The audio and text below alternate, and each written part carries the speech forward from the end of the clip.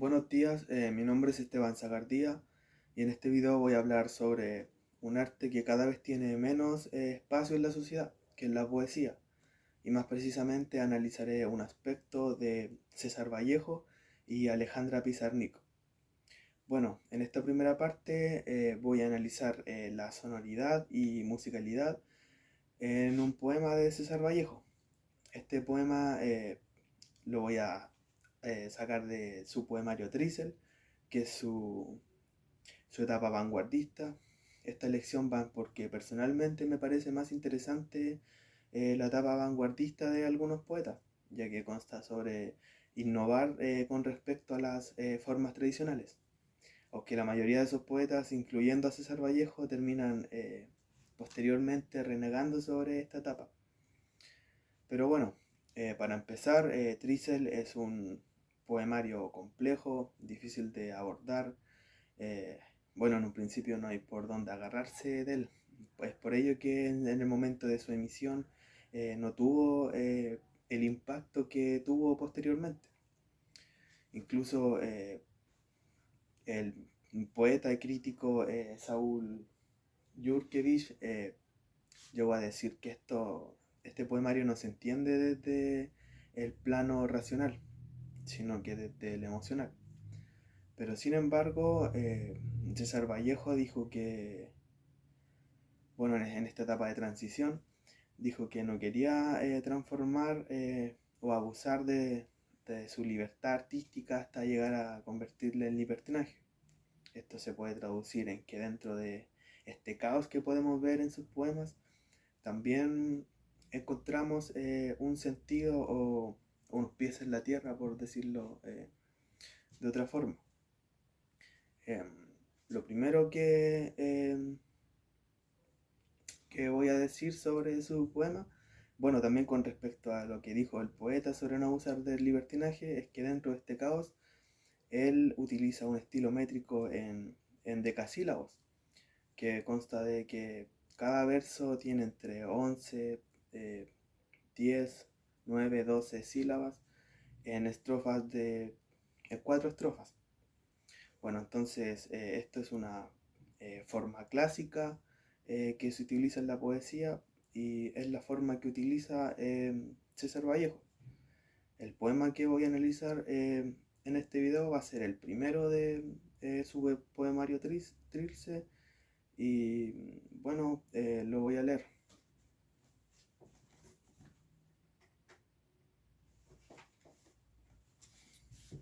Bueno, este poema empieza con una palabra completamente con mayúsculas, que es ¿quién? ¿Quién hace tanta bulla y ni deja testar las islas que van quedando?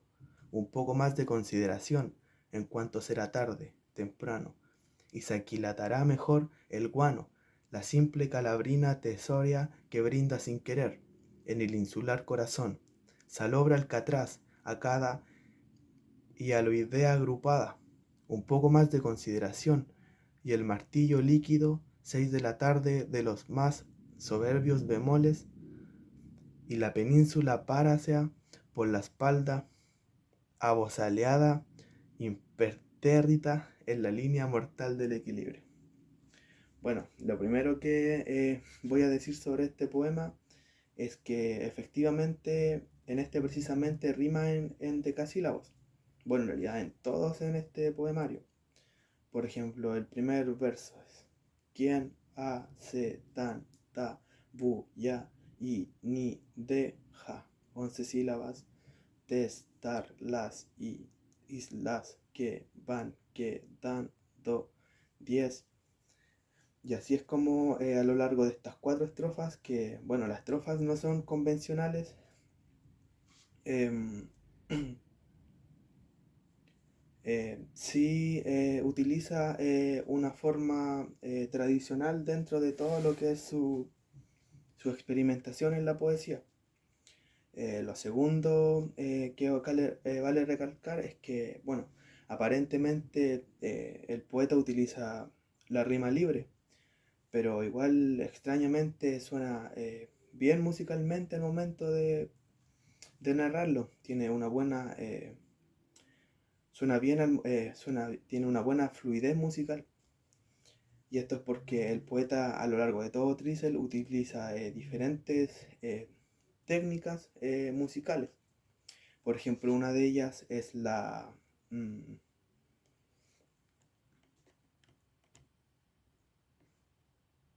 una de ellas son las aliteraciones, como por ejemplo con la letra T, parte así, con tanta, testar, tarde, temprano, que eso también es una antítesis. También como por ejemplo con la letra P en península, parasea, espalda, impertérrita. Esas son aliteraciones que utiliza para que le dan una musicalidad y un ritmo al poema. También, por ejemplo, parte con quién, que es con la letra Q, y termina el primer verso también con quedando, con la letra Q. Por lo tanto, esa es una técnica que utiliza el poeta a lo largo de todo Trilce. Otra técnica que el poeta siempre utiliza es las repeticiones, como por ejemplo en este caso la repetición es un poco más de consideración. Estas repeticiones también le dan un ritmo al poema, le dan una musicalidad, pero también tienen mucho que ver con el significado del poema. Y es por eso que en Trilce la musicalidad y la sonoridad tiene todo que ver con el significado del poema en sí. Un poco más de consideración. También le brinda un aura o una ambientación al poema, de esa desolación que sufre el poeta. Y bueno, tiene todo que ver con el significado, un poco más de consideración. El poeta está haciendo como una protesta o pidiendo por favor prácticamente un poco más de consideración a los guardias de cuando él estuvo en su vida personal preso. Otra cosa que utilizan todos los poetas para darle musicalidad a los poemas son las palabras. Las palabras son el motor de la musicalidad y también de los significados.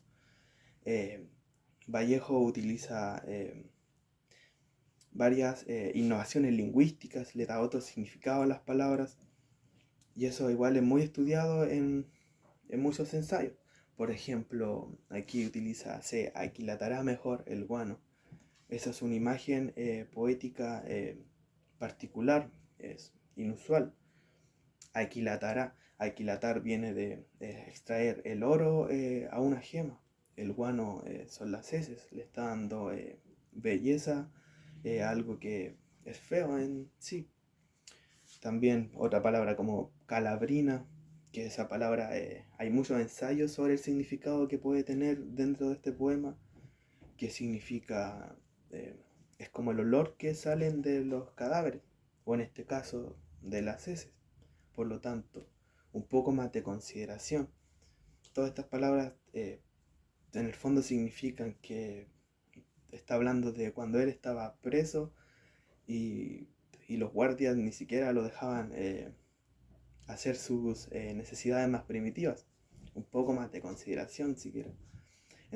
También las palabras en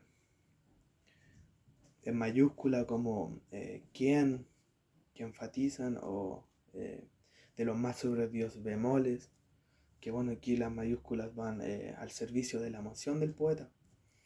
Entonces, por lo tanto, en este poema la sonoridad y la musicalidad no solamente le otorgan belleza artística al poema, sino que tienen directamente que ver con el significado. La musicalidad refuerza las emociones y también entregan una ambientación sobre la desolación que está transmitiendo el poeta. Y es por eso que en Trilce es una experiencia única, en donde, bueno, es desconcertante, nos perdemos en él, en donde Vallejo experimenta, pero sin abusar de la libertad. sin convertir esa libertad en libertinaje. Alejandra Pizarnik es una poeta conocida por la intensidad de sus versos, de sus significados. En su poesía hay algunos tópicos como la exploración de su identidad, preguntas existenciales, el deseo y la sensualidad, su obsesión con la muerte. Bueno, tópicos que van ligados a la vida personal de la poeta.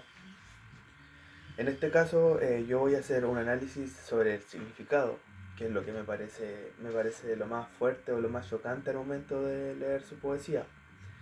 Y este análisis lo voy a hacer sobre Ser Incoloro, que es un poema que está en su poemario de poesía completa. Bueno, primero voy a leer el poema antes de proceder al análisis de su significado. Ser incoloro, al conejito que se comía las uñas, costura desclavada en mi caos humor diario, repique infinito, arpa rayada, cadáveres llorosos, mar salino. Tu opacidad quitará fuentes de verde jabón, banderines colorados, en mano derecha de uñas comida. Lo primero que puedo identificar en este poema es centrarme en el título, en donde puedo ver una de las principales características en la poesía de Pizarnik, que son las metáforas. Identifica un ser incoloro. Cuando algo no tiene color puede ser porque es de color transparente como el agua, o porque el color ha salido del objeto, como cuando se nos escapa la alegría, por ejemplo, puede que nos volvamos incoloros, aunque el poema no va por ahí. Bueno, el poema parte con una dedicatoria y luego en el primer verso identificamos un sujeto, que es ella. Ella se identifica en el poema con el mí, costura desclavada. Eso puede ser una herida, una cicatriz, en el caos diario propio de la vida de la poeta. En la siguiente estrofa reconoce otro sujeto que es el tú, tu opacidad. La opacidad es una característica, una propiedad que hace que no entre la luz. Entonces aquí lo que sabemos es que hay una relación entre el primer sujeto y el segundo sujeto. Para que un sujeto sepa algo del otro es porque tienen que estar relacionados. Bueno, entre medio de estas dos cuerpos los une una musicalidad que son las arpas sonando sobre los cadáveres que sollozan. Bueno, este poema, como es característico en la mayoría de los poemas de Pizarnik, evocan unos aires depresivos, algo que se vuelve opaco, algo que no es la autora, se vuelve opaco y daña directamente a la poeta, le deja una cicatriz, que son las costuras desclavadas. Quitará fuentes de verde jabón. Eso es algo que solamente daña a la poeta. Es ella la que daña sus fuentes de verde jabón. En Ser Incoloro podemos encontrar varios tópicos que caracterizan a Pizarnik a lo largo de sus poemas, como la ausencia o búsqueda de su identidad, la pérdida de emoción o vitalidad, hasta un reflejo de depresión. En la dedicatoria de este poema, dentro de los subjetivos que pueden ser sus significados, personalmente me hace pensar que se lo dedica ella misma a su niñez que igual es un símbolo recurrente dentro de la cosmovisión de la poeta, donde se describe con fragilidad, en este caso quizás cuando aún tenía color. Y esto es ser incoloro, a la conejita que aún se comía las uñas.